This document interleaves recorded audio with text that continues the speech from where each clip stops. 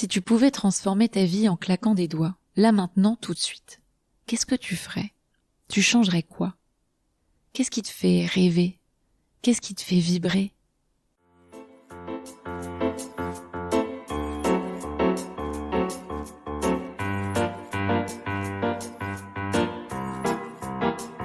Provoque, c'est une impulsion. La mienne, peut-être la vôtre aussi.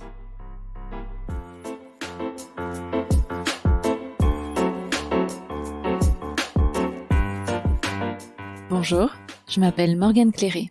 Je suis entrepreneur dans la communication. Je ne suis donc ni coach, ni psy, ni prof, ni agrégé de philosophie. Je n'ai pas non plus la science infuse, mais j'ai mon expérience de vie et surtout, j'ai le goût des autres. Aujourd'hui, j'ai besoin de comprendre et d'évoluer grâce à ceux qui ont trouvé les clés pour être épanouis et j'ai envie de vous en faire profiter. J'ai donc créé Provoque pour nous motiver à provoquer notre bonheur grâce aux conseils et témoignages de vie singulières de celles et ceux qui ont osé sauter des barrières et vaincre leur peur pour être plus heureux. Tout au long de chaque épisode, vous trouverez des outils, des exercices et des astuces à mettre en pratique au quotidien. Tendez bien l'oreille et restez avec nous jusqu'à la fin pour découvrir les petites clés du jour.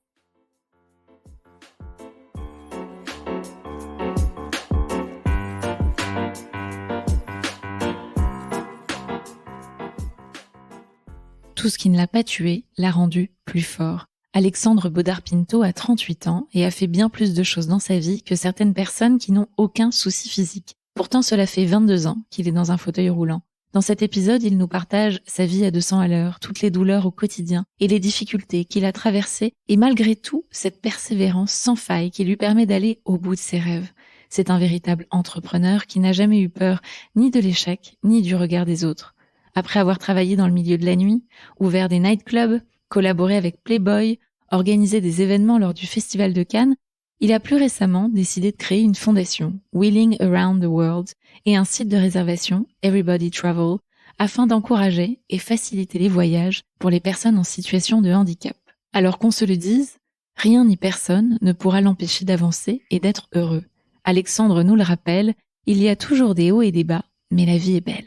Alors, comment réapprendre à aimer la vie après un tel accident? Comment faire pour être aussi positif et persévérer malgré les difficultés? Comment accepter le handicap dans sa vie? Je vous laisse découvrir l'histoire d'Alexandre. Bonne écoute.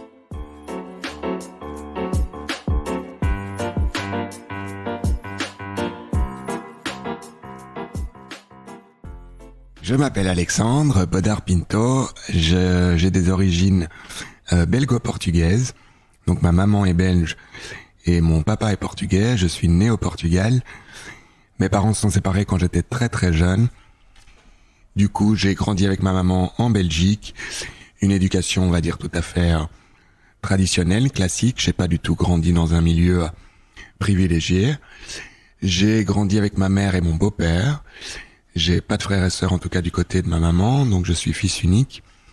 Je suis en Thaïlande, à Koh Phangan, dans un hôtel que j'ai repris il y a un petit peu plus d'1 an maintenant, sur une petite île, et je pense qu'on est dans un très très bon endroit en cette période de Covid. Pour résumer, j'ai toujours été un grand fan d'aventure, un grand fan de sport extrême, de vitesse, etc., etc. Et à l'âge de 16 ans, j'ai fait la grosse bêtise d'emprunter une grosse moto qui n'était pas la mienne, qui était celle de mon beau-père, et de vouloir rouler très vite avec, et j'ai eu un accident de moto à 200 km/h, puisque c'était ça mon objectif, c'était de rouler à 200, j'ai perdu le contrôle, et j'avoue que ça a, à mon avis, complètement bousculé ma vie. Et donc le 9 mai 1999, tu as cet accident donc en moto. Est-ce que tu peux justement nous raconter ton histoire? Moi, j'ai lu le livre donc que tu as écrit qui s'appelle Ma vie à 200 à l'heure. J'aimerais que tu nous racontes ce qui s'est passé surtout ce jour-là. Comment tu as vécu ça quand tu as commencé à réaliser vraiment ce qui t'arrivait? Donc effectivement, 9 mai 99, c'était le jour de la fête des mères, qui plus est, donc j'ai pas fait un beau cadeau à ma mère ce jour-là. Je me suis réveillé, j'étais sorti la veille, donc j'ai toujours été aussi, même très jeune, j'ai commencé à sortir à 13-14 ans, donc sortir dans les soirées, dans les clubs et autres. J'ai évolué avec toute une bande d'amis qui ont toujours été plus âgés que moi. Donc j'étais le petit jeune de la bande et peut-être celui qui avait le plus approuvé. Et donc ce jour-là, un dimanche, je me suis réveillé début d'après-midi. J'ai vu la grosse moto de mon beau-père qui attendait sur le parking. Et donc sans qu'il s'en rende compte, sans qu'il soit trop au courant, j'avais dit que je rentrerais juste la moto dans le garage. Et puis c'était plus fort que moi, donc j'étais faire un tour avec la moto.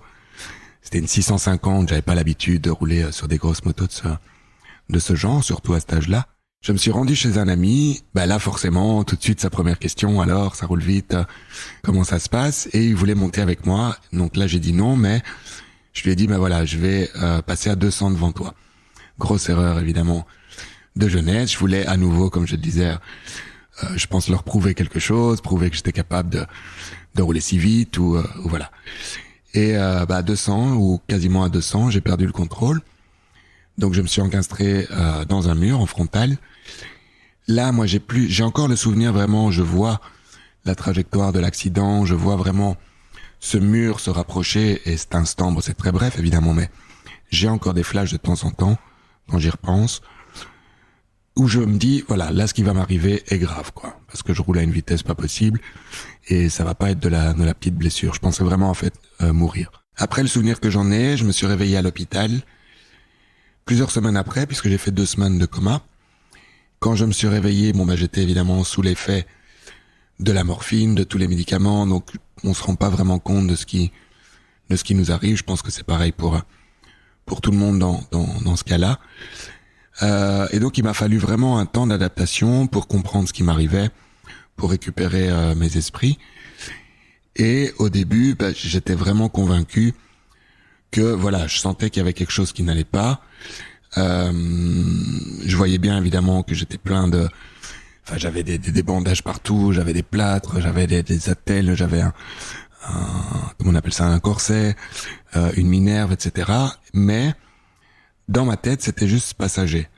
Donc je me disais ok, je vais passer par quelques semaines compliquées, mais je me voyais déjà retourner à l'école en me disant il m'est arrivé ça. Petit à petit, je me rendais compte, forcément, que mes jambes ne bougeaient plus. À l'époque, je bougeais même pas les bras non plus, puisque je suis tétraplégique. J'ai bien récupéré, donc finalement, j'ai récupéré quasiment totalement l'usage des bras. La raison pour laquelle je suis paralysé, c'est parce que ma moelle épinière a été touchée. Donc, dans la colonne, on a la moelle épinière qui, au final, c'est ce qui sert de jonction entre le cerveau et le corps. Quand on a des soucis au niveau de la moelle épinière, ce qui fait la différence entre un paraplégique et un tétraplégique, c'est le niveau de lésion. Donc dans la colonne, il y a les cervicales, les dorsales et les lombaires. Au plus haut on est touché dans la colonne, au plus grave sera le handicap. Au plus grave seront les dommages, on va dire. Et donc un paraplégique, c'est quelqu'un qui est touché au niveau le plus haut, en dorsale ou en lombaire. Donc on parle pas encore des cervicales, qui sont vraiment donc dans la nuque. Quelqu'un qui est paraplégique n'aura pas de dommages au niveau des bras. C'est-à-dire qu'il aura une totale, il pourra utiliser ses bras totalement, et la différence va se faire notamment au niveau du ventre et au niveau de l'équilibre, par exemple. Les jambes seront peut-être totalement inactives, mais les bras normalement n'ont rien quand on est paraplégique. Dans mon cas à moi, la plus haute de mes lésions, parce que j'en ai beaucoup, est en cervicale, ce qui fait de moi un tétraplégique. Et dès qu'on est touché en cervicale, il y a une atteinte au niveau des bras, plus ou moins importante, selon le niveau de la lésion, selon si par exemple on est touché dans la cervicale la plus haute, on survit en général même pas. Des gens qui sont touchés à la 2e, 3e, 4e cervicale, c'est un peu le cas de Christopher Reeves par exemple à l'époque, l'ancien Superman, l'acteur, qui est décédé d'ailleurs maintenant. Lui était vraiment totalement paralysé. Il n'avait même pas le contrôle de sa respiration. Et voilà, ça c'est en général quand on est touché à la 2e ou la 3e cervicale. Moi j'étais touché à la dernière, donc je suis limite tétraplégique paraplégique. En général, je dis aux gens que je suis paraplégique. Pourquoi ? Parce que dans l'esprit des gens, un paraplégique bouge ses bras, un tétraplégique ne les bouge pas du tout. Mais il y a un milieu entre les deux, ce qui est mon cas à moi, c'est-à-dire que j'avais une atteinte dans les bras. Au début, je les bougeais pas du tout, mais j'ai bien récupéré, je me suis battu pour aussi, que pour récupérer un maximum d'autonomie. Donc mon bras droit fonctionne tout à fait normalement. Mon bras gauche, j'ai quelques pertes au niveau de l'appréhension fine, mais c'est pas ça qui m'empêche d'être autonome. On sent que tu as un problème de respiration. Est-ce Ouais. que ça fait partie justement de la tétraplégie ? Ça fait partie de la tétraplégie puisque, justement, donc ça c'est pareil, un paraplégique n'aura a priori pas de souci de respiration, alors qu'un tétraplégique, faut savoir que quand j'ai eu mon accident, mes poumons ont été perforés, ce qui n'a rien arrangé non plus. Donc j'ai les côtes qui sont rentrées dans les poumons, pneumonie, etc. par après. Mais donc effectivement, en général, un tétraplégique aura toujours, comme je le fais maintenant, toujours ce besoin de respirer fréquemment. Ouais. Comment on apprivoise son nouveau corps quand justement on prend conscience tout doucement? En lisant ton livre, il y a quelque chose qui m'a marqué, c'est le fait que tu as mis beaucoup de temps à réaliser, finalement à accepter, à conscientiser ce qui t'arrivait. Oui. Comment t'as fait finalement pour apprivoiser ce nouveau corps avec lequel t'allais devoir faire équipe toute la vie? J'ai envie de dire que c'est un apprentissage qui se fait tout au long de la vie, parce qu'au final, il y a toujours des situations. Moi, ce que je dis toujours dans ce qui m'est arrivé, dans la situation, dans le fait d'être en tout cas en chaise roulante, c'est pas quelque chose qu'on peut oublier. Je pense qu'il y a énormément d'handicaps qu'on peut, une fois qu'on l'a bien accepté, qu'on vit avec, qu'on peut mettre de côté, ou en tout cas qu'on peut peut-être pas oublier totalement, mais voilà, mettre vraiment sur le côté. Quand t'es en chaise roulante, tous les jours, 30 fois par jour, si pas plus, il y a quelque chose qui te le rappelle. Tu vas te retrouver face à une marche, face à un problème d'accessibilité, etc., etc. Et donc c'est pas quelque chose au final qu'on peut, je peux pas dire voilà, je l'ai accepté totalement et j'accepte mon corps tel qu'il est. Il est sûr que c'est un travail, même encore maintenant, après quasiment 22 ans, je dois quand même aussi prendre sur moi et je peux pas dire que j'accepte mon corps entièrement. J'ai énormément de douleurs, on en reparlera peut-être plus tard, mais c'est des choses avec lesquelles je dois vivre. Et quand j'ai eu mon accident, au début en fait je m'en rendais pas du tout compte, c'est ce que je disais, quand j'étais encore sous l'effet des médicaments, je disais régulièrement, est-ce qu'il y a moyen de mettre ma tête sur un autre corps, au final? Parce que pour moi, je sentais plus que mon visage. Donc j'avais l'impression de n'être vraiment qu'une tête, quoi. Et puis petit à petit, une fois que je me suis rendu compte de ce qui m'arrivait, c'est très compliqué parce que en dehors du fait de ne pas bouger, il y a le fait de ne plus avoir de sensibilité non plus. Ça, c'est quelque chose auquel il faut s'habituer. De se dire, voilà, on me touche la jambe, mais je le sens pas. Et puis il y a tout ce qui est sensibilité ou douleurs fantômes, comme on les appelle, c'est-à-dire que c'est pareil par exemple pour quelqu'un qui est amputé, on lui enlève la jambe et pourtant il continue de la sentir. Et c'est pas des douleurs, c'est pas des sensations très agréables en général, c'est plutôt des douleurs, des fourmillements, etc. Donc tout ça fait partie du processus qui est long et qui, à mon avis, ne termine jamais d'apprentissage de son nouveau corps, effectivement. Tu as eu un très gros programme de rééducation justement pour aller mieux. Ça a été, j'imagine, difficile aussi d'être motivé chaque jour. Est-ce que tu peux nous raconter un petit peu justement ce programme de rééducation et le sport que ça t'a demandé, le nombre d'heures par jour? Je crois qu'on se rend pas bien compte en fait. Donc en gros, ce qui s'est passé, c'est que j'ai passé d'abord 1 mois et demi en soins intensifs. Les 2-3 premières semaines, j'étais vraiment entre la vie et la mort. On savait même pas trop si j'allais survivre ou pas. Par après, donc j'ai encore passé 1 mois et demi ou 2 mois en plus à l'hôpital, on va dire traditionnel, mais plus en soins intensifs. Et après, je pense 3 mois ou 3 mois et demi, on m'a envoyé dans un centre de rééducation. Donc c'est pas réellement un hôpital, ça l'est en quelque sorte, mais c'est vraiment axé sur réapprendre les gestes quotidiens pour être le plus autonome possible. Il faut savoir que quand j'ai eu mon accident, le médecin qui est venu m'annoncer que j'étais tétraplégique, je m'en rappellerai toute ma vie, il a vraiment pas pris de pincettes et en gros, il est rentré dans ma chambre en me disant voilà, tu es paralysé, ça ne reviendra pas et toute ta vie, tu auras besoin d'assistance 24 heures sur 24, 7 jours sur 7. Il faut que tu réapprennes à vivre différemment, tu ne seras pas indépendant, etc., etc. Et ça, pour moi, c'était vraiment le plus difficile à accepter. Donc, quand j'ai commencé la rééducation, je dirais que j'avais cette volonté d'avancer, mais je découvrais aussi un univers qui n'était pas du tout le mien. Quand t'arrives, que t'as 16 ans, que t'as aucune notion de ce qu'est le handicap, et que t'arrives dans un centre de rééducation où tu peux tourner la tête dans tous les sens, tout ce que tu vois, c'est des gens handicapés, ça fait quand même un solide coup. Donc j'ai commencé petit à petit ma rééducation. Rapidement, peut-être 3-4 mois après, j'ai eu des gros soucis de santé, au point de ne plus vouloir vivre cette vie-là, justement, et de vouloir en finir, quoi. Avant de parler de ça, justement, est-ce que tu pourrais me dire ce que ça t'a fait quand ce médecin est rentré dans cette pièce et t'a annoncé ça? Qu'est-ce qui s'est passé dans ta tête? Là, la première réaction, vraiment, c'est je veux pas ça, je veux mourir. C'est pourquoi moi, forcément. C'est des questions qu'on peut se repasser dans la tête éternellement. Pourquoi moi? Qu'est-ce que j'ai fait de mal, etc., etc. Mais vraiment, ma première réaction, ça a été de me dire, ma vie est foutue, surtout à l'époque, fin des années 90 là c'était en 99. On parlait pas du handicap comme on en parle maintenant. Le handicap n'était pas, je veux pas dire qu'il est banalisé maintenant, mais en tout cas il est plus visible qu'il y a plus de 20 ans. On parlait pas d'accessibilité, on parlait voilà. Et donc pour moi la notion que j'avais du handicap ou de quelqu'un en fauteuil roulant, c'est quelqu'un qui reste chez lui et qui regarde, qu'on met dans son canapé le matin ou dans son fauteuil, qui regarde la télé et qui repart dormir le soir, quoi. C'était ça la vision que j'avais. Je me disais, je vais jamais travailler, j'aurai jamais de copine, je vais être un poids pour ma famille, mes amis, me lâcheront. Et donc j'avais une vision très négative, très noire au final de tout ça. Donc je voulais vraiment mourir. Ça c'est en tout cas quand on m'a appris la nouvelle. Après, quand j'ai démarré la rééducation, ça allait un petit peu mieux parce que forcément, c'est un peu plus sympa, je veux dire, qu'être à l'hôpital. Il y a plus de contacts. Pour reprendre ta question de tout à l'heure, c'est un programme qui est bien chargé. Donc, entre les séances de kiné, de physio, d'ergothérapie, donc c'est réapprendre réellement, comme un bébé, les gestes de la vie quotidienne. Par exemple, réapprendre à écrire, réapprendre à manger, réapprendre à mettre un t-shirt, enfiler une chaussette. Toutes des petites choses qui nous semblent tellement banales. Moi, au début, mettre une chaussette, ça me prenait 35 minutes, quoi.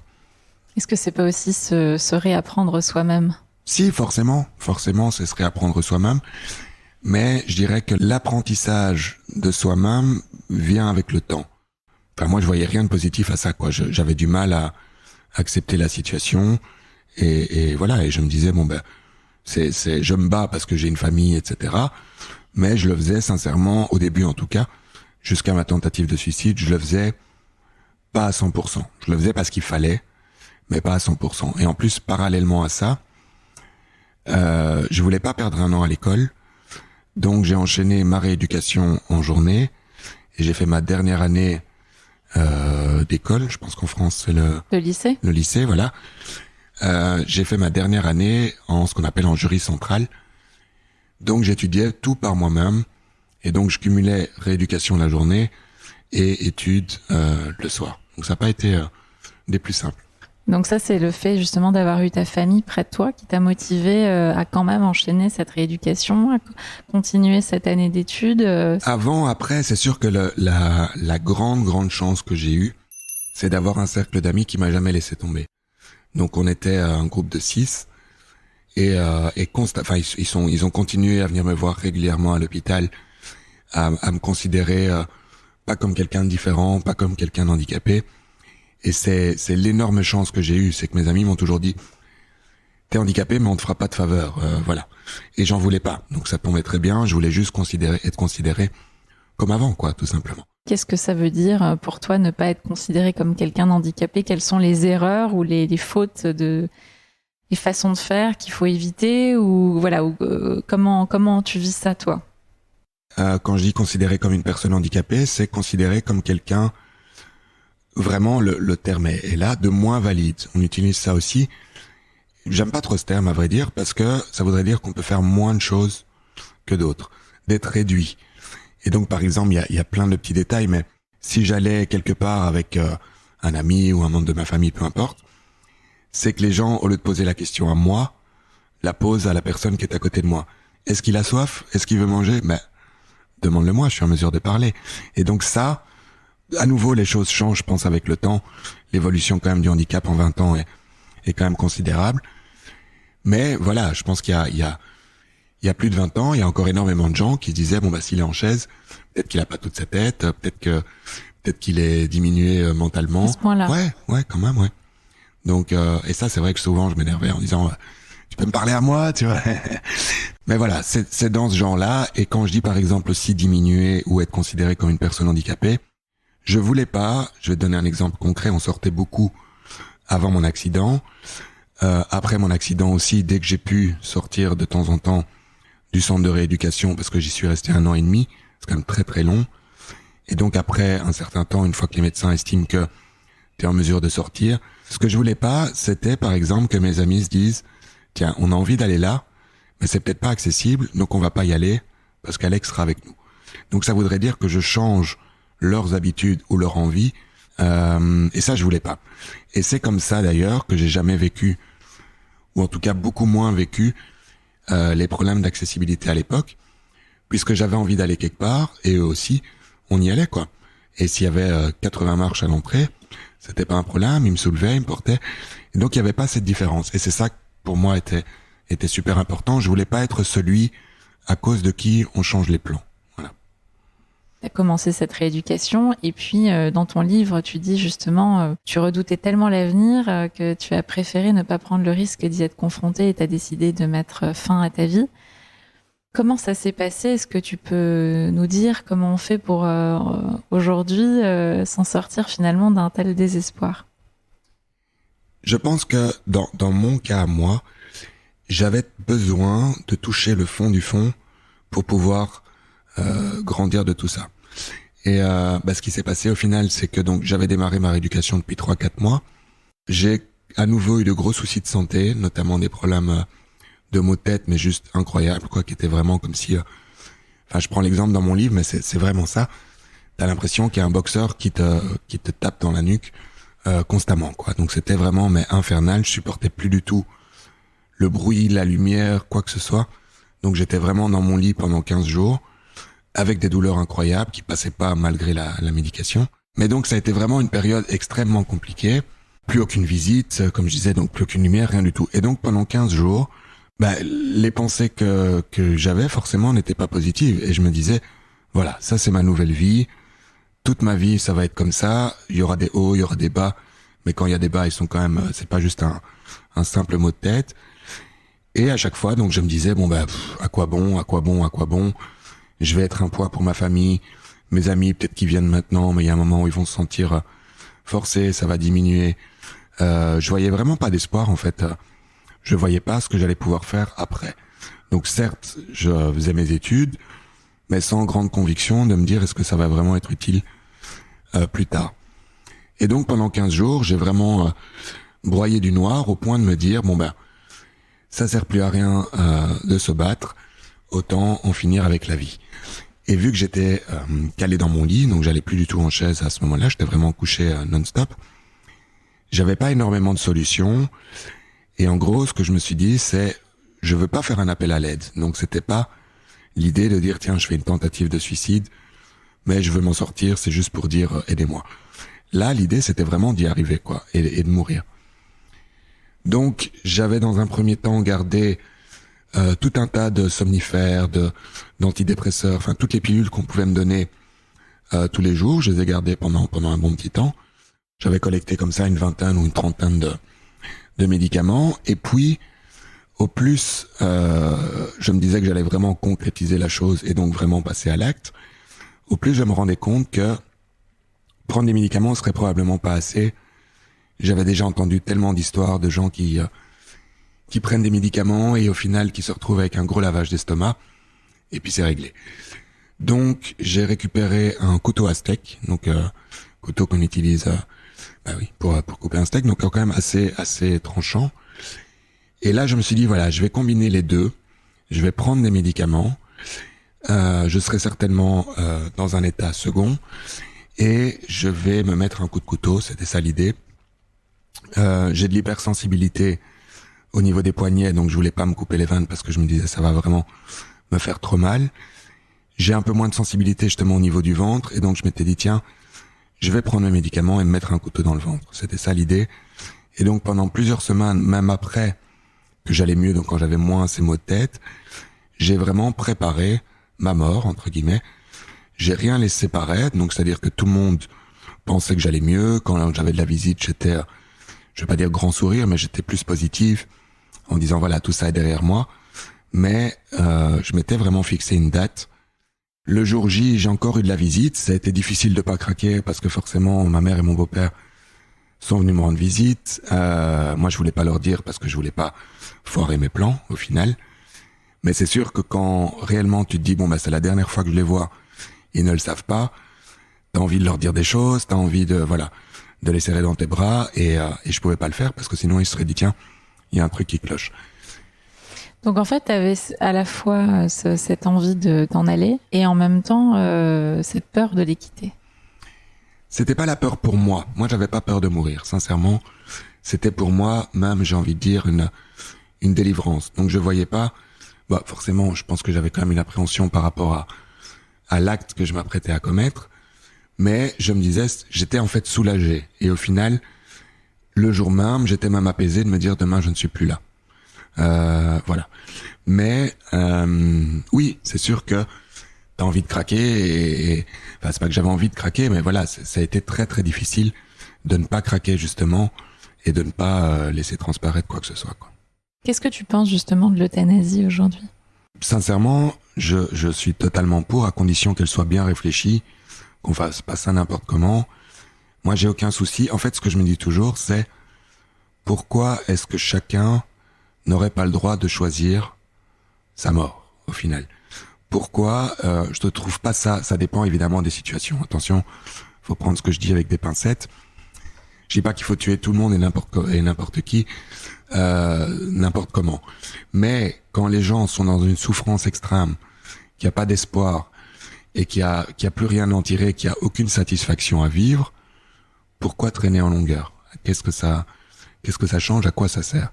Et donc dans des cas extrêmes comme ça, moi je suis tout à fait pour l'euthanasie. Alors, ce qui s'est passé quand même, c'est que tu as essayé de te suicider, mais ça n'a pas fonctionné puisque finalement, tu vas nous raconter la suite, justement. Ouais. Dans un cas comme le tien, justement, si tu avais pu avoir accès à l'euthanasie à l'époque... Je l'aurais fait tout de suite, clairement. Ouais, mais tu n'aurais pas eu cette chance de t'en sortir, du coup. Non, c'est sûr que maintenant... Je me fais l'avocat du diable. Ouais, bien sûr. Maintenant, attention qu'avec le recul, je regrette pas du tout d'avoir raté mon acte, au contraire. Mais ça a été pour moi nécessaire pour me donner ce coup de boost. Justement, je pense que c'est ça qui m'a vraiment, façon de parler, mis un coup de pied au cul, quoi, vraiment. Donc, pour reprendre et terminer là-dessus sur l'acte en lui-même, effectivement, donc j'avais bien tout préparé. J'avais fait des lettres pour mes proches, pour mes amis, pour ma famille, pour ma mère, etc. Des lettres d'adieu où j'expliquais le pourquoi cet acte. Et donc à minuit, puisqu'à minuit il y a le dernier passage des infirmiers dans la chambre, et puis le premier passage se fait le matin vers 6h30. Et puis j'ai ensuite pris tous les médicaments que j'avais gardés, donc une vingtaine ou une trentaine au total. Et une fois que j'ai commencé à ressentir les effets des médicaments, j'ai voulu donc passer à l'acte. Ça a été compliqué parce que, enfin je vais pas rentrer dans les détails, c'est relativement gore, mais la peau est quand même beaucoup plus solide que ce qu'on ne pense. C'est pas si simple de se mettre soi-même un coup de couteau dans le ventre. Et donc, ça a quand même été, j'ai dû réessayer plusieurs fois. Et puis je pense que tout d'un coup, j'ai eu un déclic, c'est que j'ai repensé justement à mon accident. J'ai revu cette scène où j'étais en moto dans cette bulle à 200 à l'heure et où je voyais le mur s'approcher de moi. Et ça, je pense que ça a été le déclic. Donc là, j'ai mis un premier coup, un deuxième coup. Là, je voyais vraiment, voilà, ce qui était en train de se produire. Et puis, je pense que je suis parti dans un délire. J'étais dans une autre dimension, dû certainement aux médicaments aussi et dû à la situation qui est quand même juste incroyable à vivre. Et là, voilà, j'ai enchaîné toute une série de coups sans forcément m'en rendre compte. Au final, je me suis mis 28 coups de couteau dans le ventre. Je suis resté donc conscient tout le temps, dans un état évidemment pas possible, mais on m'a retrouvé à 6h30 du matin, j'étais encore conscient. Et quand l'infirmière est rentrée dans ma chambre, la première chose que je lui ai dit, c'est laissez-moi mourir, quoi. Et donc là, évidemment, tout de suite, le médecin est arrivé, on a appelé mes parents. Un peu de temps après, peut-être une demi-heure ou une heure après, ils étaient là. Et là, quand j'ai vu le visage de ma mère et de mon beau-père rentrer dans ma chambre qui était complètement décomposé, je me suis dit merde, là j'ai fait une connerie. Ma mère m'a dit elle-même, elle m'a dit voilà, si t'étais mort, je pense que je serais morte aussi, je me serais tué aussi. Et là, je me suis dit ok, là j'ai fait le con. Même si j'avais toutes mes raisons de le faire, hein, je pense que beaucoup seraient passés par la même solution. Maintenant, pour eux, donc mes amis, ma famille, je vais me battre, je vais reprendre du poil de la bête, je vais tout faire pour sortir d'ici de manière en étant autonome et gérer ma vie et faire encore plus de choses que ce que j'aurais fait si j'avais probablement pas eu cet accident, et plus de choses que la plupart des gens qui sont sur leurs deux jambes et qui n'ont aucun souci physique. Donc voilà, ça m'a boosté. Qu'est-ce que ça te fait de parler de tout ça aujourd'hui ? Et d'en parler plein de fois, sûrement, peut-être trop de fois même. Non, je pense jamais que ça soit trop de fois. J'ai aucun souci à en parler, ça me fait pas mal ou ça me rend pas triste ou quoi que ce soit. Au contraire, j'ai même envie de dire qu'à chaque fois que j'en parle, je me rends compte de tout ce par quoi je suis passé et toutes les épreuves que j'ai déjà, par lesquelles je suis passé donc dans ma vie. Et au final, ça m'aide aussi, puisque maintenant, et on en reparlera plus tard, mais j'ai eu plein d'autres galères dans ma vie, qu'elles soient liées au business, à plein de choses. Et au final, à chaque fois, je me dis, c'est pas si grave. Je suis déjà passé par pire. Et bon, après, c'est très bateau. Je sais que on dit ça souvent, mais c'est vraiment, je pense, une de mes phrases clés, c'est de me dire, tout ce qui ne me tue pas me rend plus fort. Et c'est vraiment ça. Et donc, à chaque fois que j'ai des épreuves qui sont parfois, franchement, bien compliquées à vivre, j'essaie de prendre du recul, j'essaie de prendre de la distance en me disant, au final, qu'est-ce qui m'arrive ? Est-ce que je vais mourir ? Non. Est-ce que oui, je vais avoir des soucis ? Oui. Est-ce qu'on peut pas les solutionner ? Est-ce que toute ma vie, je vais payer le prix de ce qui m'arrive ? Et bien souvent, la réponse est non. Et donc, à chaque fois, je me dis, bon, allez, c'est une mauvaise passe, j'ai des difficultés, mais je vais me battre et j'ai encore tellement de choses à faire et tellement de choses que j'ai envie de faire sur Terre que pour me dire, bon, ben, je passe à côté, je me bats, je vais solutionner ce problème et puis on passera à autre chose. Qu'est-ce qui t'a donné envie finalement de te battre après cette tentative de suicide ? Quel a été ton leitmotiv en fait ? Y a deux choses. Donc la première, ça a vraiment été, comme je le disais avant, mon entourage. Ça, c'est la première chose qui a fait que je me suis dit, voilà, au début, je vais me battre pour eux, au final. Et puis rapidement, une fois que tu recommences à sortir un peu, donc les week-ends qui sont autorisés, et que tu te rends compte que la vie est encore là, qu'il y a encore plein de choses à faire, qu'il y a encore moyen de te marrer avec tes potes, qu'il y a encore moyen de voyager, de profiter, etc. Bah, ça change tout, c'est sûr. Parce que quand tu passes des mois et des mois à l'hôpital sans quitter ta chambre, même plusieurs mois complètement alité, avec une mineure, donc la seule vision que t'as, c'est toujours la même, c'est ton plafond. Forcément, c'est pas cool. Et forcément, tu dis, putain, c'est ça ma vie, quoi, laisse tomber. Donc, une fois que tu commences à ressortir et à reprendre goût à ces petites choses, bah, à chaque fois que tu ressors, tu dis, allez, je vais encore plus me battre, comme ça, je resterai moins longtemps, donc, en rééducation. Je vais mettre les bouchées doubles cette semaine. Chaque semaine, en fait, ce que je faisais aussi, c'est que, et ça, c'est pareil, au final, pour tout, même au niveau business ou même quand j'ai une ambition, c'est que je me dis, quand on voit l'objectif final, ça nous paraît généralement très très loin. Et donc souvent on peut se décourager en se disant, waouh, j'ai tout ça à faire, j'y arriverai pas. Là, par exemple, pour reprendre mon cas précis, l'objectif final, c'était de sortir de l'hôpital ou de la rééducation en étant totalement indépendant. Mais quand tu passes d'un statut où tu ne fais rien tout seul, tu sais même pas manger, ni écrire, ni rien, et que tu te dis je veux tout faire tout seul, même conduire en voiture, habiter tout seul, etc., etc., il y a tellement de choses à faire que tu dis, par contre, si tu découpes en petits objectifs, cette semaine, mon but, c'est d'arriver à mettre mes chaussettes. La semaine prochaine, ça va être de me brosser les dents. Et ainsi de suite, et ainsi de suite, et ainsi de suite. Tu le découpes, et à chaque fois, je me battais jusqu'à ce que j'y arrive. Et ça m'a permis d'avancer jusqu'à donc quitter la rééducation totalement indépendant et autonome. Est-ce qu'il y a une image, un souvenir, une odeur, quelque chose qui te motivait justement, quelque chose qui tout d'un coup a eu plus de saveur peut-être même qu'avant ? Et je pense que tous les petits moments, et ça, je veux dire, avec le temps, je pense que c'est quelque chose aussi que je réalise probablement plus depuis mon accident qu'avant, c'est de profiter de l'instant présent. C'est-à-dire que il y a peut-être pas une odeur particulière ou un moment bien précis, mais à chaque fois, de nouveau je le répète, mais à chaque fois que je sortais par exemple de rééducation, même si c'était 3 heures de temps avec 2 amis pour aller prendre un verre dans une petite terrasse ou un petit café juste à côté, eh ben je profitais de ce moment mais comme jamais. Alors qu'auparavant, aller boire un verre, bon bah ok c'était cool, mais je me rendais pas compte de la chance que j'avais. Et donc, à partir du moment où tu te rends compte, tu peux te dire, c'est toujours la même chose. Tu peux voir le verre à moitié vide ou à moitié plein. Tu peux rester en disant, j'ai plus ça, je peux plus faire ça, c'est la merde, etc., etc. Ou tu peux te dire, ok, je sais peut-être plus faire ça, mais attention, je sais encore faire ça. Je peux encore m'amuser, je peux encore rigoler, je peux encore rentrer dans une voiture et aller quelque part, et ainsi de suite.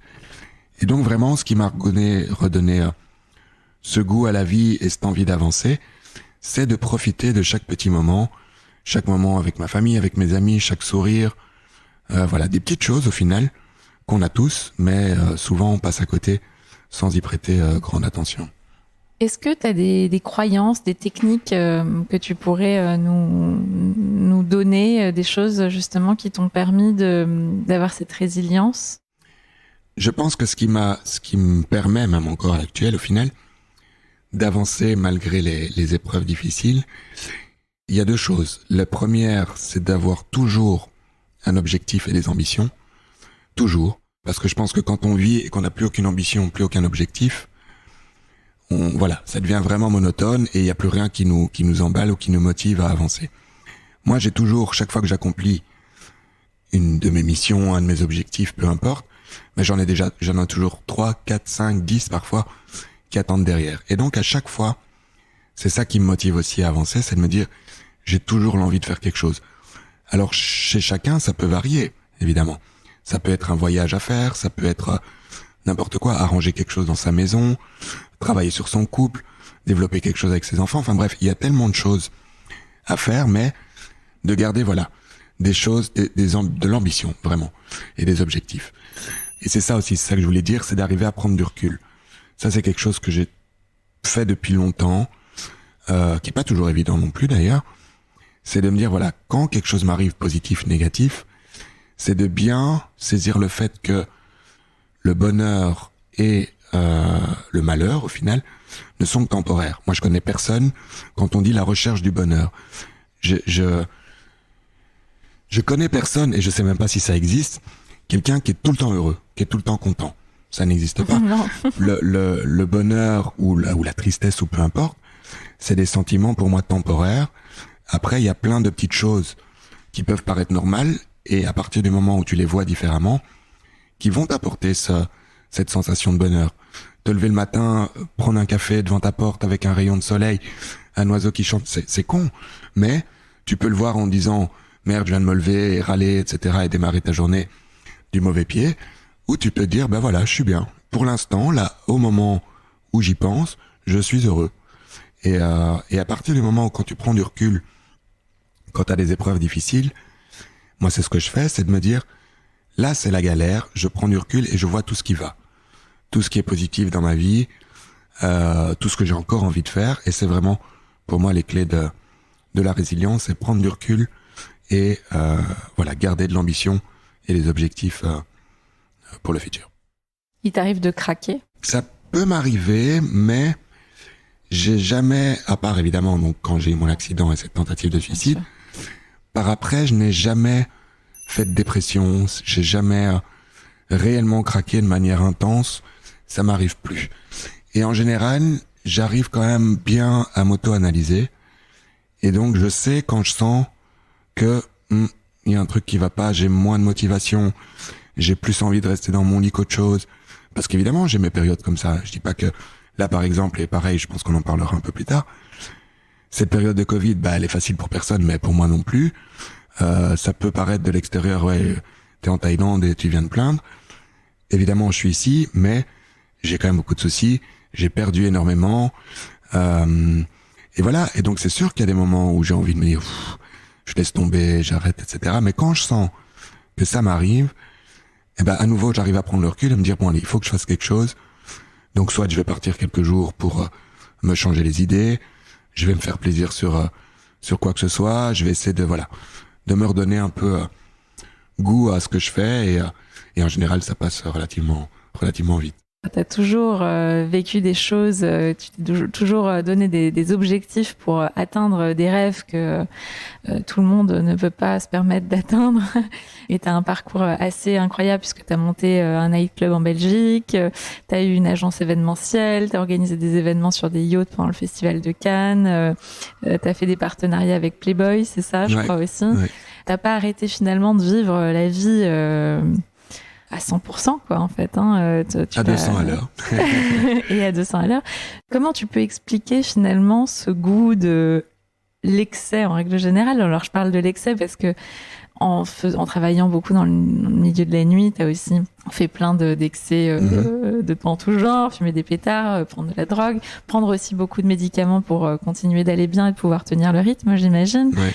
Et puis le sexe, l'alcool, etc. J'ai jamais vu, à vrai dire, de psychologue, j'ai jamais fait d'analyse, etc. Mais il y a quelques années, quand j'ai sorti mon livre, j'avais été invité sur un plateau de télé sur France 2, et il y avait un psychologue justement qui était là pour analyser un peu le parcours et la vie des invités. Sur là, c'était moi. Et ce psychologue avait une approche un peu plus rock'n'roll qu'un psychologue dit classique. C'est un psychologue, mais c'est aussi quelqu'un qui est spécialisé dans toutes les addictions, drogue, alcool, sexe, etc. Et je trouvais que l'analyse qu'il avait fait de moi et ce qu'il expliquait en fin d'émission était tout à fait correct. En gros, il expliquait que, ce soit moi ou d'autres, certaines personnes sont en constante recherche de dopamine.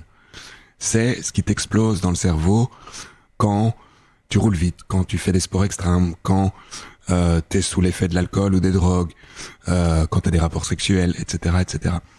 Et il y a des gens qui essayent d'en avoir le moins possible, avoir la vie la plus plate possible parce que ça leur convient très bien. Et ça les rassure. Voilà, ça les rassure.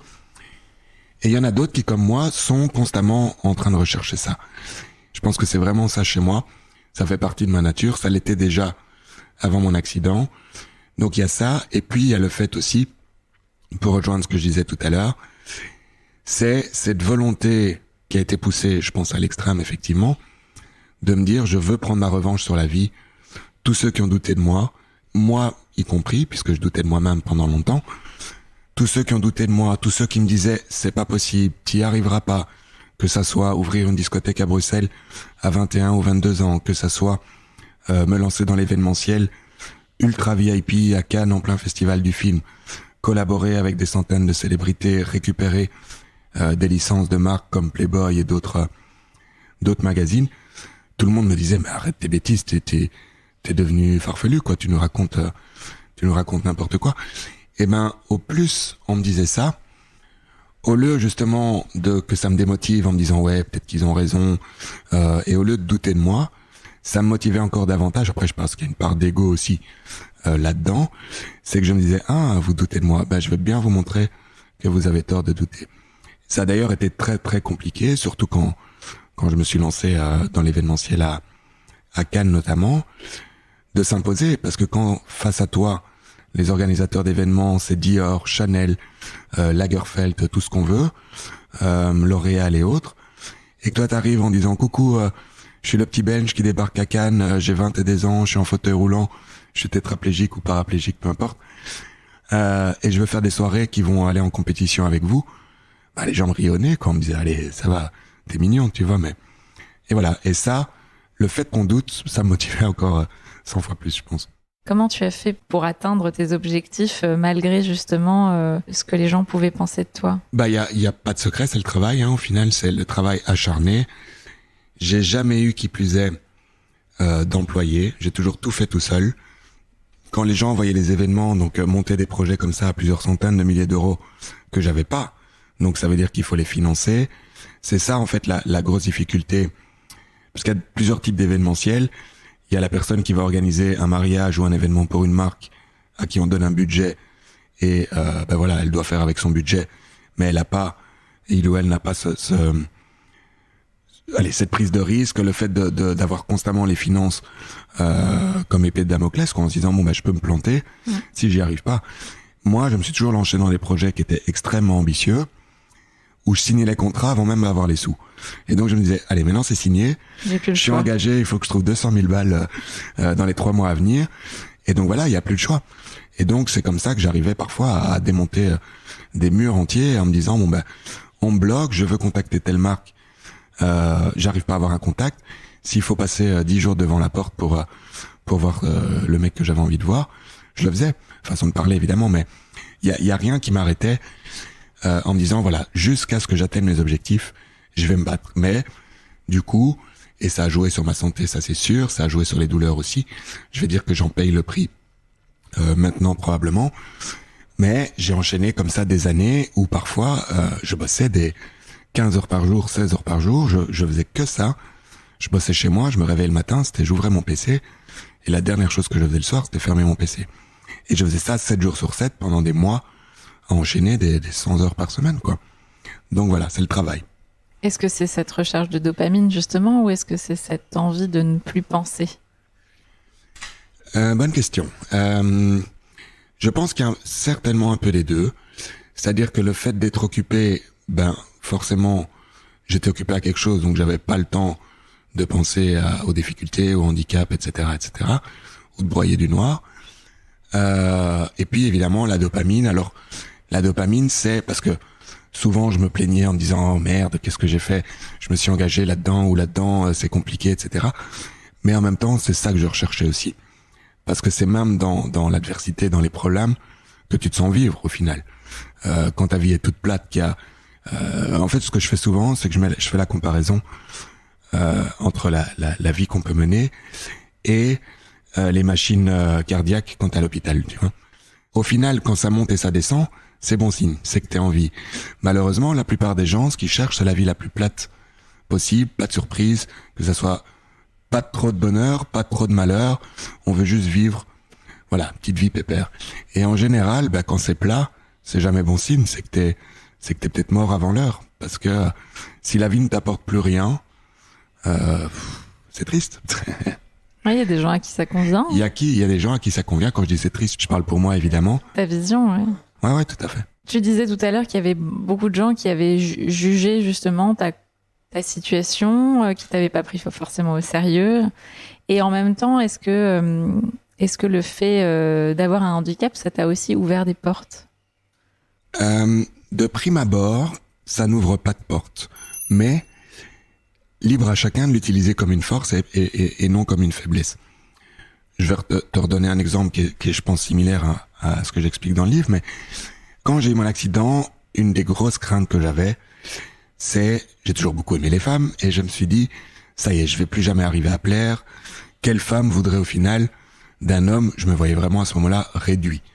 Et je me disais toujours, bon ben, si t'as envie de sortir avec telle ou telle fille, pourquoi est-ce qu'il irait avec toi alors qu'elle peut aller avec quelqu'un qui est sur ses deux jambes et qui a aucun souci?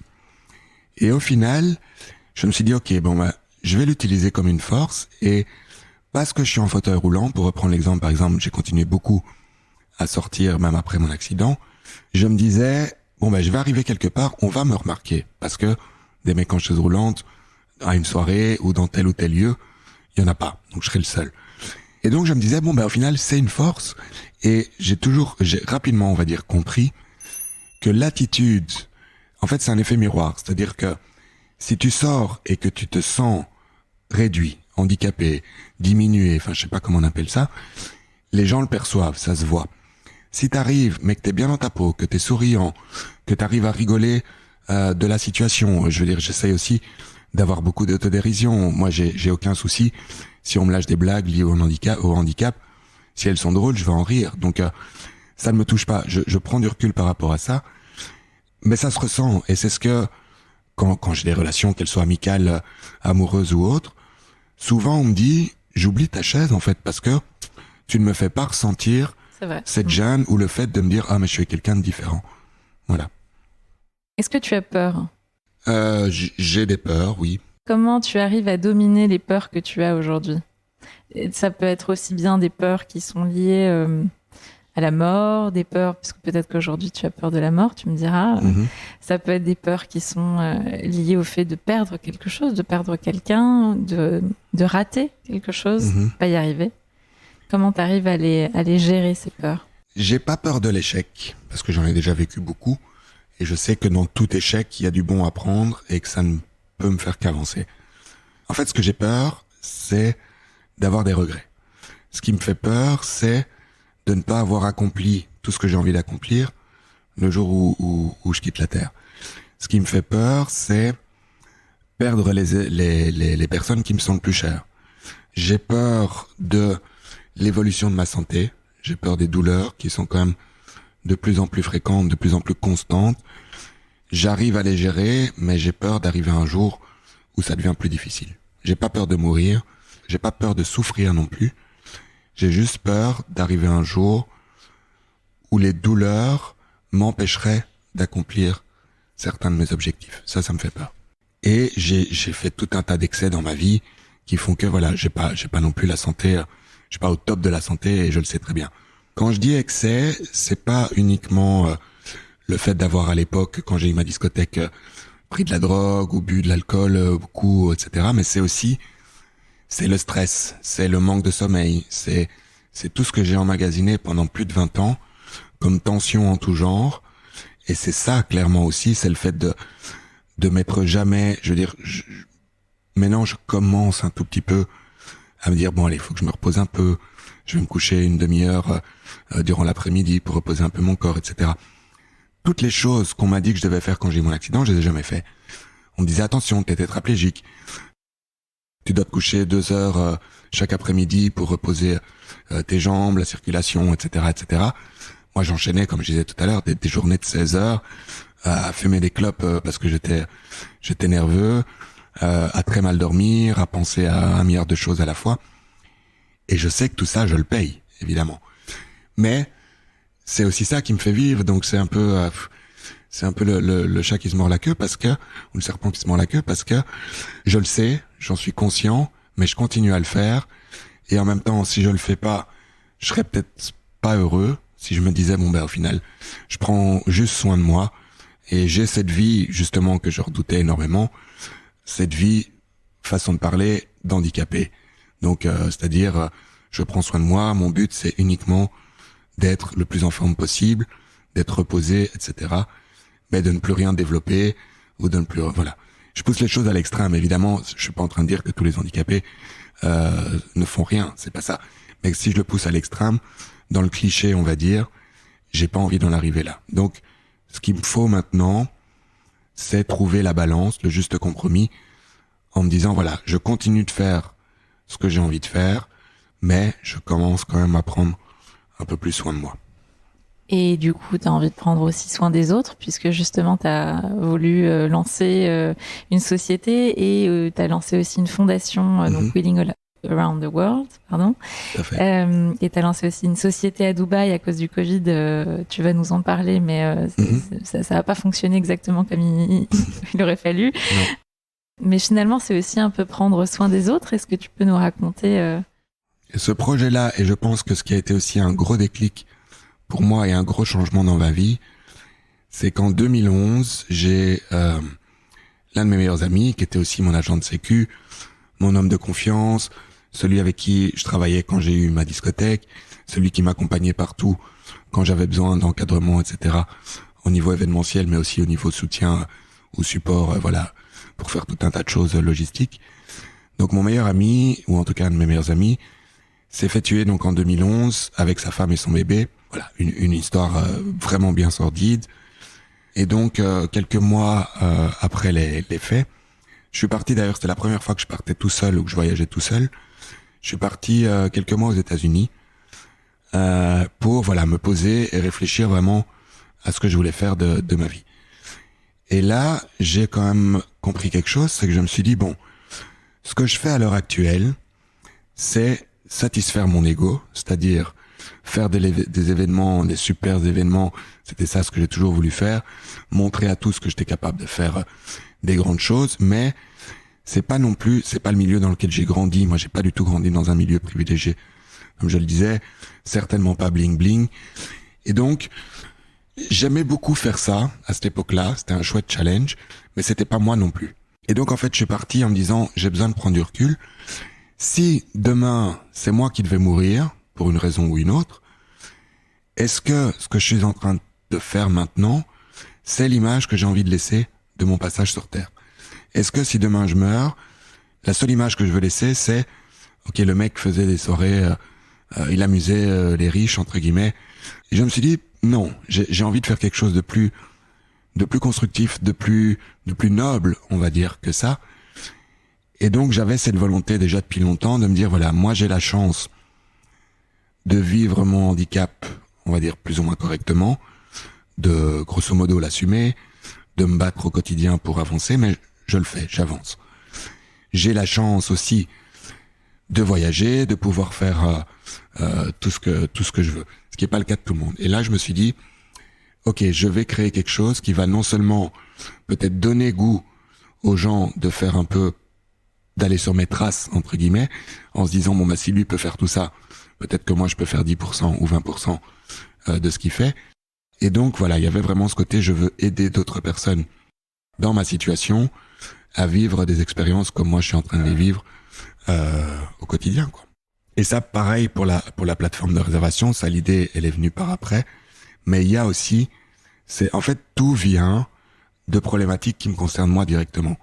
Voyager, ça a toujours été ma grande passion, c'est vraiment je pense que c'est ça qui me motive le plus dans la vie, c'est d'être indépendant et de me dire voilà, je peux voyager où je veux, quand je veux, et voilà. Et donc le fait d'être bloqué moi-même par rapport à tout un tas de problématiques, je me suis dit bon ben moi j'arrive à passer à travers parce que j'ai peut-être la volonté de me dire si c'est pas accessible, j'y vais quand même, mais il y a énormément de gens que ça bloque. Et là je me suis dit voilà, ça c'est mon créneau, ça me concerne moi donc ça me motive, je suis pas en train de faire quelque chose qui me parle à moitié. Et il y a énormément de gens dans ma situation qui ont peut-être pas ma chance ou qui ont peut-être pas autant de motivation que moi. Et ben pour cela, je vais essayer de faire quelque chose pour les motiver à avancer, quoi. Alors, ce qui est magique, et moi que je trouve absolument fascinant, c'est que tu as eu cet accident en moto il y a 22 ans et qu'aujourd'hui, tu as pris une belle revanche sur la vie quand même en créant un scooter qui te permet de te déplacer n'importe où. Donc finalement, aujourd'hui, tu refais de la moto. Ouais, et j'en suis très très content. Pour moi, c'est vrai que c'est une belle revanche aussi. C'est de me dire, voilà, j'ai toujours énormément aimé mon indépendance. Je me suis toujours battu pour garder mon indépendance.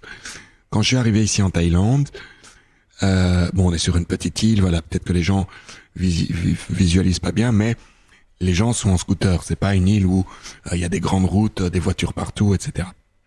Et donc, quand je suis arrivé ici, j'étais très limité dans ma mobilité et je connaissais pas beaucoup de monde avec des voitures, pour ainsi dire personne.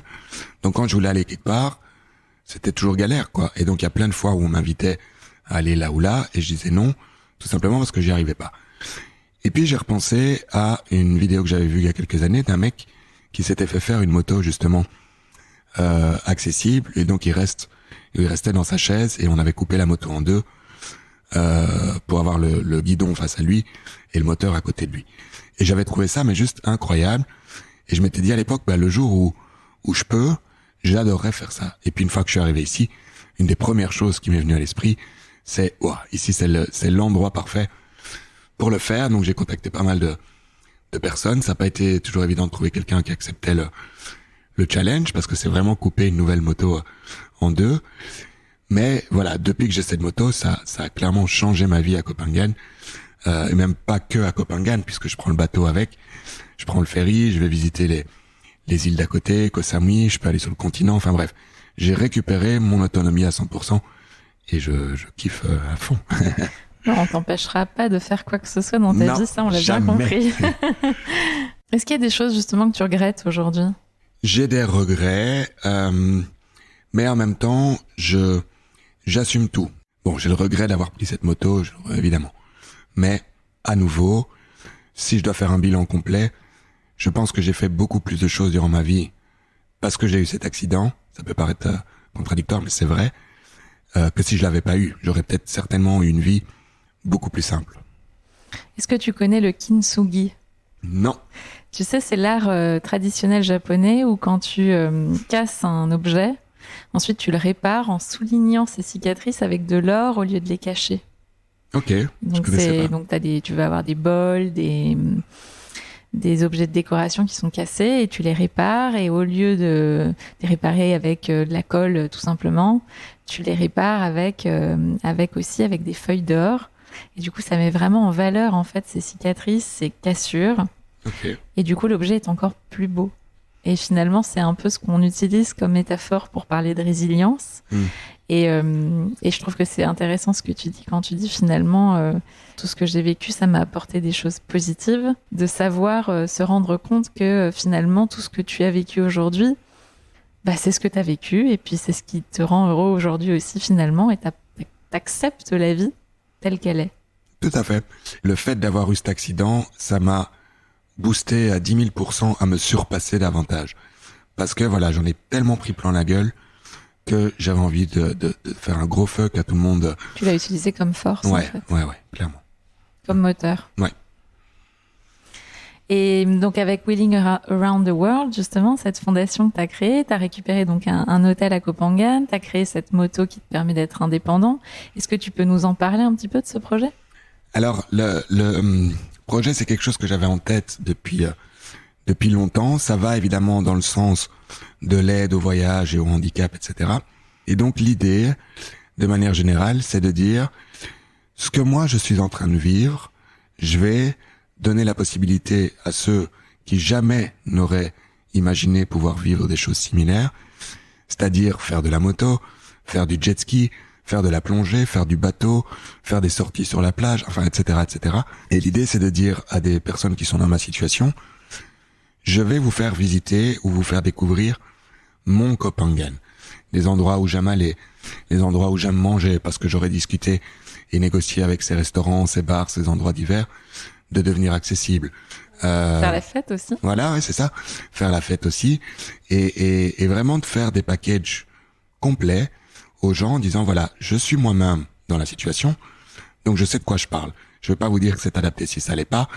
Et viser tous ces gens qui ont ce besoin d'extrême, d'aventure, de sortir de leur zone de confort et de leur dire, venez entre guillemets chez moi, dans mon hôtel, et croyez-moi que vous allez passer les plus belles, ou en tout cas une des plus belles vacances de votre vie. Super, j'espère que ce projet va vite pouvoir voir le jour et que les aussi. avions pourront pouvoir surtout emmener quelques personnes ici. C'est une belle île à découvrir. Tu dis dans ton livre, moi qui pensais avoir fait un grand pas vers le rachat de mon âme, le chemin à parcourir est encore long. Et tu parles de ça quand tu racontes ton histoire au Vietnam, justement, quand tu es allé donner un coup de main dans un orphelinat, je crois, c'est ça ? Oui. Pourquoi vouloir racheter ton âme ? Mais le fait d'aller là-bas, donc c'était un centre d'accueil qui s'appelle Maison Chance, qui est un centre d'accueil pour personnes handicapées et enfants défavorisés. Donc ils fournissent l'école, etc. aux enfants, et aux adultes, on leur fournit un logement qui financent eux-mêmes parce qu'on leur apprend un petit métier et que donc ils bossent à faire des petites choses manuelles. Et ça a été vraiment, donc quand je suis arrivé là-bas, je me suis dit, oula, personne ne parle anglais ou presque, français évidemment encore moins, il y avait juste la patronne qui elle est suisse, donc avec qui je pouvais échanger, et 2-3 autres personnes, mais c'était quand même très compliqué. Moi qui ai l'habitude de vivre seul, et j'aime bien ma tranquillité, se retrouver du jour au lendemain à vivre dans un centre avec 200 enfants, 200 adultes, c'est bruyant, mais tout le temps, c'est le karaoké la nuit, les enfants qui gueulent le matin. Je me suis dit, comment je vais faire pour tenir comme ça, surtout que c'était 6 mois, ma mission. Et au final, je suis reparti de là-bas, quasiment en pleurs, en leur disant, en pleurs de joie évidemment, mais en leur disant, je suis venu pour vous aider, j'étais totalement à côté de la plaque, parce que c'est pas moi qui vous ai aidé, c'est vous qui m'avez aidé. Et voilà. Et ça, c'est, je pense encore jusqu'à présent, la plus belle expérience de ma vie. Pourtant, c'était très dur. J'avais aucun confort. C'était vraiment très basique. En banlieue pauvre, j'étais pas en plein centre de la capitale ou quoi que ce soit. Mais ça a été tellement enrichissant et j'en ai tellement pris plein la gueule en me disant, mais merde, moi je me plains pour ça. Et eux sont là. L'avantage, c'est que je pouvais me comparer à eux parce qu'ils sont aussi handicapés. Donc c'est pas que je me compare à quelqu'un en me disant, oui, mais au final, on n'a pas la même situation. Là, ces gens-là, c'est des gens qui, pour la plupart, n'ont jamais quitté leur ville. n'ont peut-être même pas quitté leur district, travaillent quasiment 7 jours sur 7, même après le boulot, ils ramènent encore des choses à faire chez eux à la maison, pour un salaire 40-50 euros par mois, qu'ils survivent, entre guillemets. Et pourtant, ils sont souriants, tu vas chez eux, le peu qu'ils ont, ils te l'offrent volontiers, et ils se plaignent pas. Et ça, quand t'es là-bas, tu dis, oh, la claque que ça te met, et là, c'est vrai que je suis revenu de là-bas, en me disant, voilà, quelle chance j'ai d'avoir grandi quand même, même si j'ai pas évolué dans un milieu privilégié, j'ai quand même jamais, j'ai toujours eu ce que je voulais au final, j'ai jamais été dans le besoin. Quelle chance de pouvoir voyager, quelle chance d'être si libre, d'avoir une voiture, de me déplacer, de pouvoir aller au resto, etc., etc. Et voilà, et ça m'a boosté encore plus, quoi. Est-ce que t'es toujours aussi fan de Maria Carey? Peut-être non, peut-être moins. Après, j'aime bien, même si se foutre de ma gueule. Pourquoi tu le dis ça? T'es obligé. Mais j'avoue que je peux avoir ce petit côté lover, voilà, un peu mélancolique et autre. Je pouvais écouter Maria Carey. Comment ça se passe ta relation aux femmes toutes ces années pour réapprendre aussi ou apprendre la sexualité aussi? T'avais pas connu vraiment, j'imagine, de vie sexuelle avant parce que t'étais un peu jeune aussi. Comment ça s'est passé, mais surtout, comment tu peux rassurer peut-être? Parce qu'aujourd'hui, en ayant lu ton livre, et j'invite tout le monde à le lire pour avoir plus de détails, aujourd'hui, je sais que tu as eu une sexualité plus qu'épanouie. C'est vrai. Que tu t'es amusé aussi. Ouais, aussi ouais. Et comment tu peux aussi rassurer peut-être ceux qui en ont besoin? Ouais. C'est important effectivement de le souligner, et c'est aussi pour ça que j'en parle beaucoup dans mon livre. C'est parce que je voulais non seulement que ceux qui ne connaissent pas du tout le handicap se disent, ah ouais, quand même, le gars est en fauteuil roulant, et au final, il s'en donne à cœur joie. Et pour ceux qui ont un handicap aussi, c'était de se dire, bon ben voilà, après je peux pas parler pour tout le monde, parce que dans le domaine du handicap, une personne n'est pas l'autre, donc je peux pas dire oui, tout le monde a une sexualité. Enfin oui, tout le monde a une sexualité, attention. Je pense que chacun, même dans les cas les plus extrêmes, peut avoir une sexualité. Après, elle est peut-être à redécouvrir, à redéfinir. Certains ne vont pas pouvoir avoir de rapport sexuel. Si je parle des hommes, certains n'auront peut-être plus d'érection ou difficilement. Mais je reste convaincu que ça ne t'empêche pas d'avoir une sexualité qui peut être tout à fait épanouie malgré tout. Mais donc, moi, dans mon cas précis, ça a été une des toutes premières questions que je me suis posée quand on m'a dit, voilà, t'es handicapé, etc. Je me suis dit, bon ben voilà, c'est mort, quoi. J'avais effectivement, pour reprendre ce que tu disais, très peu d'expérience, parce que voilà, j'avais que 16 ans. Mais je me disais, bon ben, c'est foutu. Et petit à petit, il est vrai que un jour, voilà, je me suis, sans rentrer dans tous les détails, mais l'infirmière était en train de me laver, et puis voilà, je me suis rendu compte que j'avais encore une érection, etc., que ça pouvait fonctionner. Là, ça m'a redonné le sourire. Du coup, je me suis réintéressé à la question en me disant, ok, maintenant je sais que je peux encore avoir des érections. Comment ça se passe? Et à l'époque, et malheureusement, je crois que ça n'a pas beaucoup changé, il y avait très très peu d'informations. On n'en parlait pas des masses. Donc j'ai commencé vraiment à poser des questions, comment faire, etc., etc. On m'a apporté c'était un kit avec une vidéo à l'époque et encore une cassette vidéo et un livre qui devait dater, je pense, des années 80. Et on montrait une sexualité, mais tellement basique, tellement plus axée sur les massages, sur la relaxation, etc. Et à l'époque, je me suis dit, quelle merde, ça va être ça ma vie sexuelle. Je l'imaginais pas comme ça. Et c'est malheureux parce que je pense qu'il y a tellement de choses positives à montrer pour redonner justement espoir aux gens, ou en tout cas montrer à ceux qui ont des difficultés que tout est encore possible. Et tout ça pour dire qu'au final, mon éducation, je l'ai faite moi-même en sortant de l'hôpital avec une première copine, une deuxième, une troisième. Petit à petit, je me suis rendu compte que malgré, et en fait, j'ai envie de dire, c'est même pas malgré le fauteuil roulant, j'avais encore du succès. J'ai même envie de dire, j'avais peut-être même plus, ça peut paraître fou, mais j'avais peut-être même plus de succès en fauteuil roulant parce que justement, j'étais différent, et quand t'as 20 ans ou 19 ans, tu vas en boîte, tout le monde cherche un peu le petit coup de folie ou le truc un peu différent, etc. Et donc, je pense que le fait que je sois en fauteuil n'a a priori, ça a certainement été un frein pour tout un tas de de femmes, mais à ce moment-là, c'est que je les ai juste pas rencontrées. Mais en tout cas, celles que je rencontrais, ça n'a jamais réellement été un frein, et j'ai appris à avoir une sexualité tout à fait normale, même plus que développée au final. Ouais. Avec tout ce que tu as appris aujourd'hui, tout ce que tu sais maintenant à 38 ans, si tu pouvais recommencer ta vie à partir du moment où tu as eu ton accident, évidemment, qu'est-ce que tu ferais ? Franchement, j'ai pas de regrets, j'ai pas de remords. Je pense que tous les choix que j'ai faits, même quand ils étaient pas bons, je les assume. Après, c'est certain que j'aurais pu me faciliter la vie en prenant moins de risques. J'en ai beaucoup pris à tout niveau, financier, au point de vue de ma santé, etc., etc. Mais en même temps, chaque expérience m'a fait grandir, m'a fait mûrir, m'a appris quelque chose. Sur le moment même, peut-être pas, mais avec le recul, à nouveau, j'en reviens toujours à ça, mais c'est vraiment, c'est ma manière de fonctionner. Avec le recul, j'arrive à tirer quand même l'expérience de chaque mauvaise expérience, ou en tout cas à tirer le positif pour me faire grandir. Je pense que avec le recul, la seule chose que j'aurais peut-être faite, c'est prendre un peu plus soin de moi. Parce que je répète, mais j'ai vraiment pendant des années abusé et tiré sur la corde.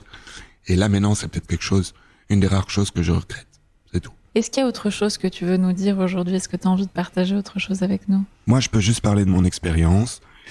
Et la seule chose que j'ai envie de dire, et ça c'est valable au final pour tout le monde, chaise roulante, pas chaise roulante, handicap, pas handicap, c'est vraiment, voilà, et ça paraît aussi, ça peut paraître tellement bateau, mais la vie est belle à partir du moment où on a envie de la voir belle. Si t'as envie de profiter de chaque instant, des petits moments, comme j'en parlais aussi, prendre un café, je dis n'importe quoi, mais prendre un café le matin avec un petit rayon de soleil, voir son gosse qui court sur le lit pour te dire, pour te faire un gros bisou, enfin peu importe, il y a tellement de choses belles dans la vie qu'à partir du moment où on met l'accent sur ces jolies choses-là et qu'on essaye de zapper les choses qui sont moins jolies, et ben voilà. Au final, je pense que pour moi, en tout cas, la clé du bonheur, c'est pas d'être heureux constamment. On en a parlé, pour moi, c'est utopique, ça n'arrive pas. Mais voilà, c'est vraiment de se dire, la manière dont on voit les choses, c'est ce qui fera que votre vie est belle ou non. Voilà. Et pour terminer, je vais reprendre de nouveau aussi l'exemple de ces gens au Vietnam. Ils pourraient être dans la complainte constante, ils pourraient râler. Pourquoi moi ? Pourquoi je suis né dans cette situation-là ? Bien plus que nous tous. Mais voilà, mais évidemment, mais ces gens-là ont des leçons mais énormes à nous donner et des choses énormes à nous apprendre. Et c'est pareil, voilà, j'aime bien regarder des vidéos. Je suis quelqu'un qui s'appelle Nas Daily sur les réseaux sociaux et il met en lumière comme ça des gens qui sont dans l'ombre, bien souvent dans leur petit village, ou c'est ce que je parlais aussi tout à l'heure, des gens qui font le bien autour d'eux sans forcément que ça se sache. Et sans forcément avoir envie que ça se sache. Et ben quand tu vois certaines vidéos de gens qui sont dans des pays en guerre, qui pourtant ont tout perdu, et c'est tellement triste ce qui leur arrive, et ben tu les vois chanter, tu les vois danser, tu les vois souriants. Ça, je trouve que c'est des exemples mais incroyables de la manière dont chacun perçoit sa vie. Parce que la vie est belle de manière générale. Il y a tellement de belles choses que, voilà, il suffit de le voir et d'ouvrir ses yeux. Merci beaucoup, Alexandre. Je t'en prie. J'irai regarder ces vidéos et je les mettrai en commentaire du podcast. Cool. Merci. Je t'en prie.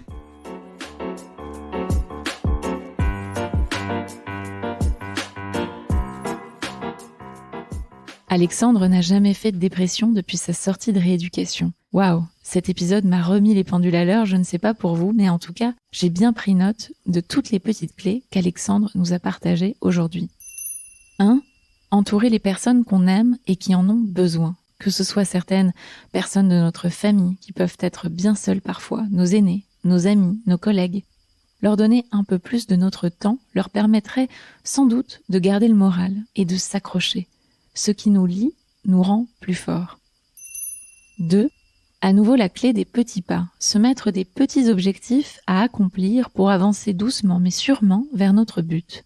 Apprendre à décomposer les problématiques pour atteindre notre nirvana. 3.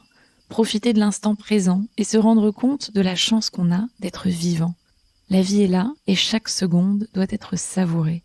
On oublie souvent que la vie n'est pas éternelle. 4. Le bonheur et le malheur sont temporaires. Ce ne sont que des moments passagers. Essayons donc de convaincre notre esprit que rien n'est jamais définitif. Motivons-nous à avoir plus de bons que de mauvais moments. 5. Apprendre à utiliser nos difficultés et ce que nous estimons être des défauts comme une force. Nous ne serons jamais comme les autres, c'est vrai, parce que chacun d'entre nous est unique, et ce sont nos différences que nous devons apprendre à mettre en valeur. 6. L'effet miroir, ou l'art de tenir l'autre responsable de notre état intérieur. Ce que nous dégageons, nous le recevons en retour. Nous devons donc apprendre à faire passer une bonne énergie pour recevoir de bonnes ondes aussi. Lorsque nous recevons une bonne nouvelle, par exemple, nous sourions naturellement pendant un moment, et cette bonne énergie que nous avons en nous se dégage. Et cela se voit. Et comme par hasard, nous pouvons constater à quel point les autres sont agréables eux aussi ce jour-là. Et pour finir, je vais vous demander de faire un exercice kintsugi cette semaine. Pensez à vos différences, aux difficultés que vous avez traversées, aux défauts que vous pensez avoir, à ce qui s'est cassé en vous, et notez-le. Puis regardez-vous dans un miroir et prenez le temps de vous observer afin de vous rendre compte que vous avez changé, que ces cicatrices en vous vous ont transformé. Vous n'êtes plus le même, évidemment, vous êtes encore mieux puisque vous avez appris. Prenez donc le temps de faire connaissance avec votre nouveau vous chaque jour et apprenez à l'aimer. Et pour être sûr de ne pas oublier toutes ces astuces, contactez-moi sur Instagram @provoque-podcast ou par email provoquepodcast@gmail.com afin de recevoir la newsletter. J'espère que les petites clés récoltées aujourd'hui vous aideront à prendre l'élan nécessaire pour aller là où vous avez envie d'aller, pour devenir ce que vous voulez être au plus profond de vous, pour être tout simplement plus heureux. Si vous avez aimé cet épisode, partagez-le partout où cela vous est possible et parlez-en autour de vous. Sachez que c'est grâce à vos actions que je pourrai continuer l'aventure Provoque. Alors pensez aussi à ajouter un chouette commentaire et à m'envoyer vos 5 bonnes étoiles sur Apple Podcast. Et si vous voulez en savoir plus, je vous invite à découvrir le premier épisode de Provoque qui vous explique qui je suis et ce pourquoi j'ai créé ce podcast. Merci à tous et rendez-vous dans le prochain épisode. À la semaine prochaine.